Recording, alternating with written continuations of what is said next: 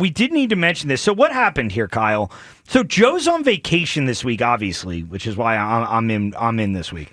But Joe's releasing his quarterback rankings for 2025. What the hell is he doing? There's no better time than when you're on vacation. I love to imagine like Joe's out with the family, whatever, and he's like sneaking off in the bathroom or in the closet. He's like, I gotta go to the bathroom. He needs to fire off these quarterback rankings for 2025. Yeah, what is he doing? Like, to your point, like you're on vacation.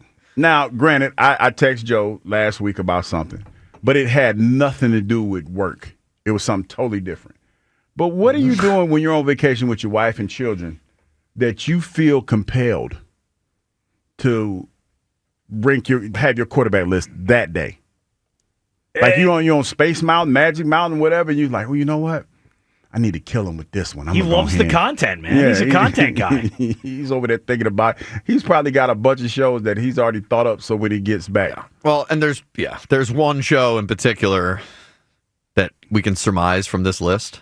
Do you want to hear his list? Yeah, I would love to. I will read it to you up to, I'll give you just the top 10, right? So number 1 is Patrick Mahomes. Obviously. Yeah. Yep. Number 2, Josh Allen. Number 3, Lamar. Number 4, Joe Burrow. I don't think those are, none of those are, not egregious. Unless you're insane, like we do know some people are.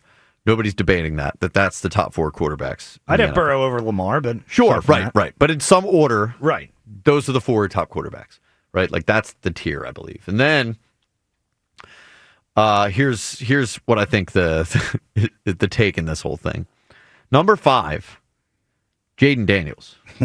Number 6, Jalen Hurts. He had 7 Herbert, 8 Stafford, 9 Goff, 10 Brock Purdy. I think you trolling us, dog. Well, I mean, it's the Daniels over Hurts thing.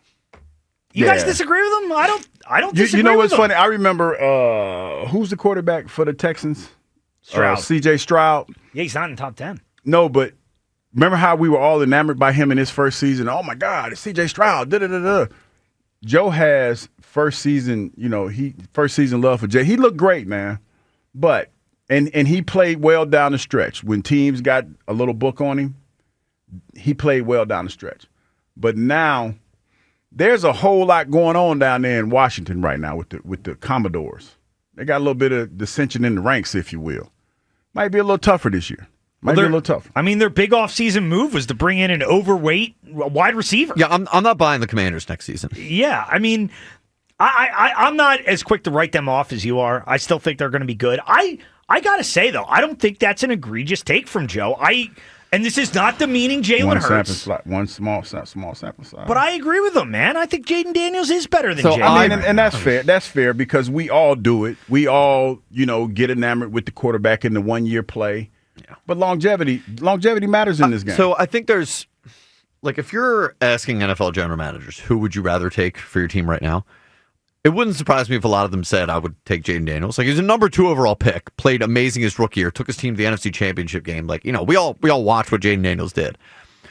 I'm not going there after one good season. Like, we did this with C.J. Stroud.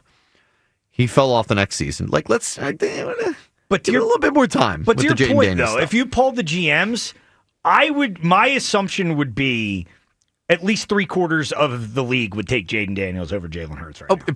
Probably. I'm not disputing. I think Jaden Daniels is probably more talented than Hurts. But, like, I don't know. It's kind of like Hugh saying, I'm not going there after just one season, I don't think. I think I need to see more. I hear you. I'll just tell you how I was feeling during that championship game. The dude terrified me. Yeah. That entire game. Oh, he can throw now. He can throw. When the Eagles went up, I think 34-15, they went right down, scored a touchdown to 2. And then they had the ball back, and then Eckler had the fumble, which really changed the game. But I thought, like, Daniels, even though being completely outmatched, he played, I thought, incredible. And that's why they went and they're trying to put some weapons around him because, they got him a tackle. They went out and got, Debo. So they want some weapons around him because he can spin the ball, though. He can throw. Yeah. But interesting. I don't think egregious. I think 6 is fair for Jalen. I think that is a proper ranking for him. Yeah, I'm not going to, I don't know. I'm not going to cry over it. Like, no, I wouldn't put him there. I'd probably put him ahead of Daniels, but I don't think it's totally unfair to put him at 6. He'd at least be, for me, it'd be in the top 5. Probably the top 4. Top 3. Which one of those top 4 guys he knocking out? Your top three guys. Lamar Jackson. Lamar gone. Lamar, who else did you have in front of me? Burrow, Allen, and Mahomes. Joe, like we had this conversation about Burrow the other day. Burrow is a hell of a quarterback, but I feel like the intangibles play a huge role for me at that position. And Jalen has those. And those are unquantifiable. I know I always say unquantifiable intangibles. I know people that irritate some folks, but that's a real thing. It's a real thing, and Jalen has that.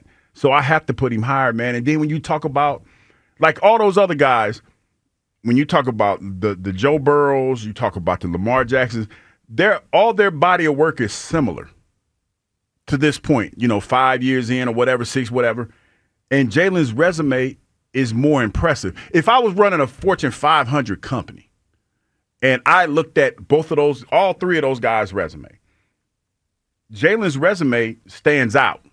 It really, really does. And he might not be as talented as those other guys, which I totally understand, but his resume stands out. It does. And now I'm gonna do it here. I'm gonna offer some perspective on the situation, and the perspective is that Joe Burrow's defense sucked last year. I mean, that defense was historically bad.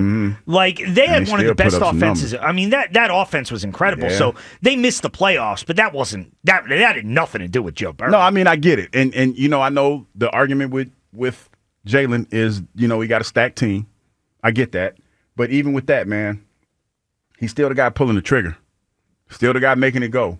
Now, people say, well, anybody can do that. Nah, I don't know. I don't know if anybody could just do that now. I mean, you're diminishing the intangibles, the unquantifiable ones that he brings to the table. I think with Jalen, anything lower than 6 would probably be disrespectful, but I think 6 is fair.